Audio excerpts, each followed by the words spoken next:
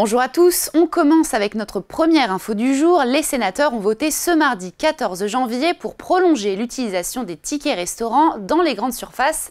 Cette décision, qui n'est pas surprenante après la polémique de fin 2024, permet à près de 6 millions de Français de continuer à acheter des produits non transformés comme des pâtes, du riz ou encore de la viande avec leur ticket resto.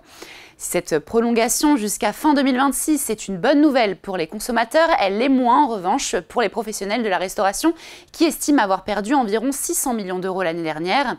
Le gouvernement de son côté s'est réjoui et a annoncé une réforme plus ambitieuse pour moderniser ce dispositif, devenu un avantage social important pour les Français.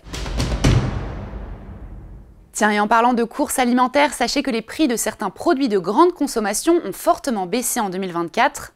Selon l'INSEE, le passage en caisse est un peu moins douloureux en ce début d'année grâce à une baisse sensible des prix dans certains rayons, notamment les surgelés, les pâtes, la volaille et les plats cuisinés.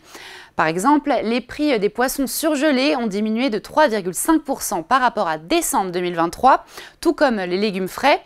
Le chocolat et l'huile d'olive, en revanche, continuent quant à eux de voir leur prix grimper en raison des difficultés de production et des conditions climatiques. En décembre, les prix à la consommation ont progressé de 1,3% sur un an pour une inflation moyenne de 2% sur l'année contre 4,9% en 2023. Et pour finir ce JT de la semaine, la baisse des taux des livrets réglementés qui a été annoncée cette semaine par le ministre de l'économie, Éric Lombard. À partir du 1er février 2025, le taux du livret A passera de 3% à 2,4% et celui du livret d'épargne populaire de 4% à 3,5%.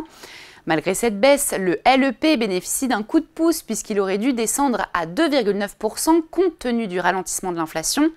La Banque de France, qui vise d'ailleurs à ouvrir 1 million de livrets d'épargne populaire de plus cette année, alors que le nombre de détenteurs était de 11,8 millions fin 2024, soit bien en deçà des 19 millions éligibles. À noter enfin, pour les 57 millions de titulaires d'un livret A, si le taux du placement préféré des Français évolue en principe 2 fois par an, cela n'avait pas été le cas depuis août 2023 lors du gel à 3%. Et voilà, Parlons Cash l'hebdo, c'est fini. On se retrouve la semaine prochaine sur Boursorama.